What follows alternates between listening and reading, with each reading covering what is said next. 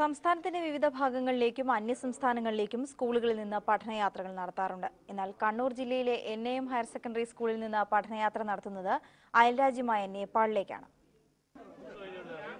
28 വിദ്യാർത്ഥികളും 20 അധ്യാപകരും അടങ്ങുന്ന ഈ സംഘം ഇത്തവണ അപൂർവമായ ഒരു പഠനയാത്രയ്ക്കാണ് പുറപ്പെട്ടത്.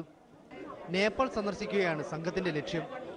പശ്ചിമ ബംഗാൾ വരെ ട്രെയിനിലും അവിടെ നിന്ന് പ്രത്യേക ബസ്സിലുമായാണ് ഇവരുടെ യാത്ര.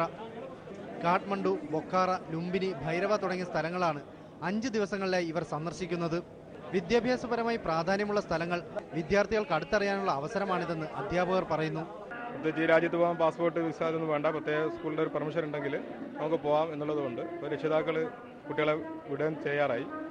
HMന്റെ അടുത്ത് അനുവാദം കിട്ടി, DOന്റെ അടുത്ത് പെർമിഷൻ വാങ്ങിച്ചു. അങ്ങനെ ഞങ്ങൾ വളരെ ഹാപ്പി ആയിട്ടാണ് പോകുന്നത്. വ്യത്യസ്തമായ ഒരു യാത്രയ്ക്ക് ഭാഗ്യം ലഭിച്ചതിന്റെ ആഹ്ലാദത്തിലാണ് വിദ്യാർത്ഥികളും. സാധാരണ എല്ലാവരും സ്വന്തം നാട്ടിൽ തന്നെ വീഗാലാൻഡ് അങ്ങനെ പാർക്കുകളിലാണ് പൊതുവെ പോകാറ്. ഞങ്ങൾക്ക് ഈ അവധിക്കാലം ആഘോഷിക്കാൻ ഞങ്ങൾ നേപ്പാളിലേക്കാണ് പോകുന്നത്. സ്കൂൾ ജീവിതത്തിൽ തന്നെ ഒരു മറക്കാൻ പറ്റാത്ത അനുഭവമാക്കി മാറ്റാനുള്ള തയ്യാറെടുപ്പിലാണ് ഞങ്ങളെല്ലാവരും. പ്രത്യേക യാത്രാ നിയന്ത്രണങ്ങളില്ലാത്ത രാജ്യമായതിനാലാണ് നേപ്പാൾ പഠനയാത്രയ്ക്കായി തിരഞ്ഞെടുത്തത്. അവിടുത്തെ തണുപ്പിനെ പ്രതിരോധിക്കാനുള്ള വസ്ത്രങ്ങളും ആവശ്യമായ കറൻസിയും കരുതിയിട്ടുണ്ട്.